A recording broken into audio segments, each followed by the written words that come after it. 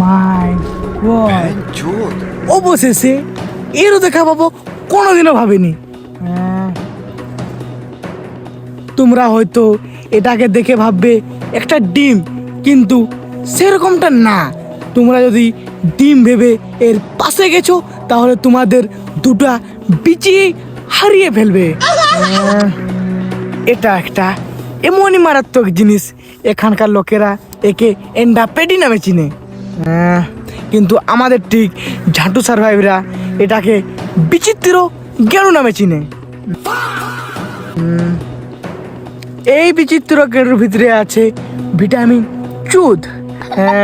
এটা খেলে কিছু মানুষ অমর হয়ে যায়, আর কিছু মানুষ এটা খেলে তাদের বিচি পচে যায়।